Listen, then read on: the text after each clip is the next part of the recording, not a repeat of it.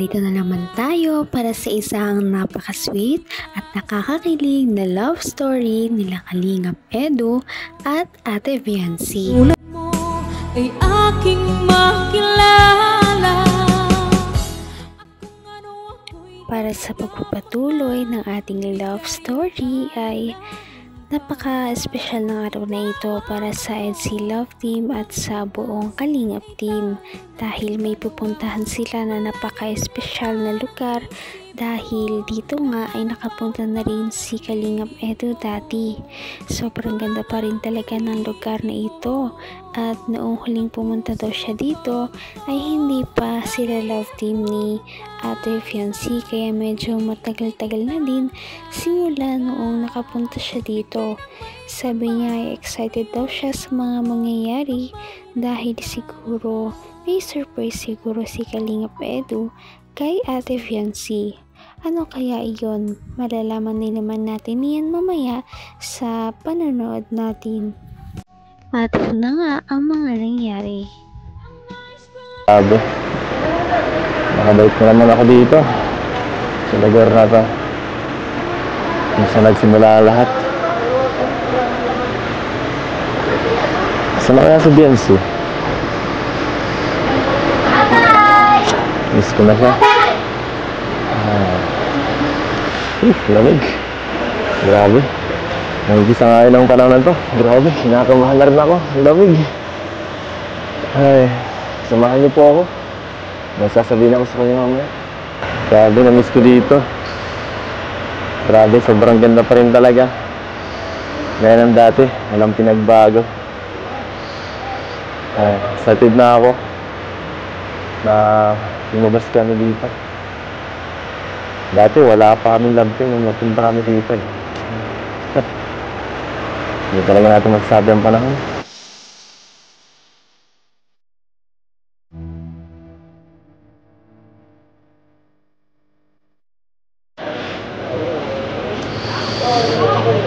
Ay, guys, parang isip pa si wife siya. Nakakaya naman sa kanila lumamit at yun pa rin. Kasi ano, dahil pang wala kami kaya magkakamamit yung guys namin. Sobrang dami ng mga Buti na lamang kahit na busy si Ate Viancy sa kanyang pag-aaral ay nakapunta pa rin siya dito sa trip kasama ang buong Kalingap Team at panigurado ay mag-enjoy na naman siya dahil may bago na naman siyang lugar na napuntahan. Salamat sa kanyang mga sponsors at sa Kalingap Team. baka hindi na ako mapagbigyan. Nakaya naman naka-extra.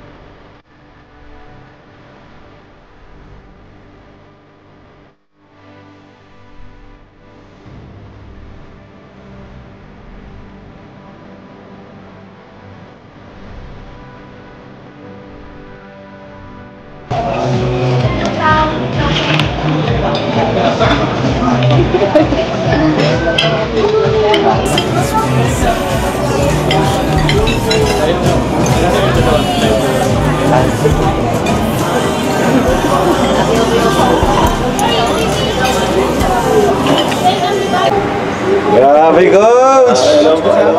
Coach! Kita tayo. Hey, Angelica! Birthday. Angelica, this coming November 23. Ay siya? Grabe. Naku, kitang-kita talaga ang sulyapan ng dalawa kahit na magkalayo sila. Nakakatuwa dahil makikita natin na parang miss na nga talaga ni Kalingap Edu ang kanyang wifey na si Ate Fiancy.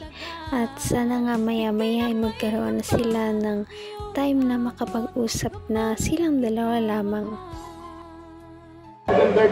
Ay siya? Grabe. There's a lot of color. Salamat po. See a lot of color. Salamat. Pasensya na po, gutom na ako. Feeling blue. There's a lot of color. Lost within it. Don't rely on mine to get you through that pain. Dreams and love, same for me. Standing by.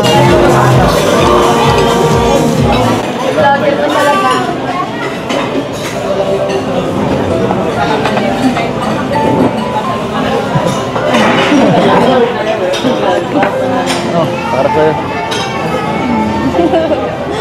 Busog na po. Ha? Busog na po. Sige pa. Kain lang. Magpakabusog ka. Bagay sa'yo mataba. Ba't namumula ka? Hindi po alam. Malamig naman ang panahon ah. Hindi po kanina pala dun. Ha? Dun sa ano ba? Saban? Teka. Sakit ka ba? Wala. Wala. Sa wakas ay nagkasama na rin ang dalawa dahil kanina pa nga tinititigan ni Kalingap Edu si Ate Fiancy sa malayo bago pa lamang sila bumiyahe papunta sa kanilang pupuntahan. Nakakatuwa dahil meron na silang time na mag-usap kayong dalawa at hindi na lamang sila hanggang sulyapan lamang. Ano na naman kaya ang mga kilig punchlines na sasabihin ni Kalingap Edu?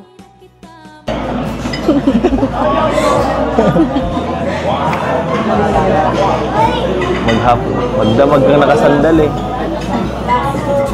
Sakit na nga ng balikat ko. Hindi mo alam, di ako nakatulog magdamag. Ay. Pero buti na lang. Buti na lang nakachimpo ako ngayon. Kanina napaka-busy mo. Uy, ano ba? Dito ka naman sa akin eh. Sa akin ka naman focus kahit ngayon lang. Hayaan mo na muna yung mga angels na yan. Marami pa kayong oras. Mamaya, ako, kundi lang. Naano lang ako. Mahanap lang ako ng tiyempo. Makisingit. Bigyan mo na sa akin to. Ganda po ng suot niyo. Pogi niyo po ngayon. Correct. Marami kasi dito mga mga fans saka dapat lang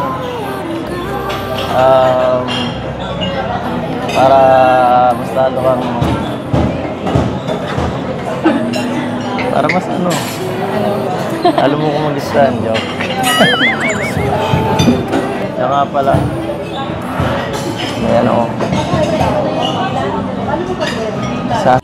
Siguro nga ay miss na ni Kalingap Edu si Ate Fiancy dahil sinabi niya na sana ay mag-focus daw muna si Ate Fiancy sa kanya at ang mga ibang kilig moments na masasaksihan natin ay makita ninyo sa ating mga susunod na video kaya yan ay inyong aabangan.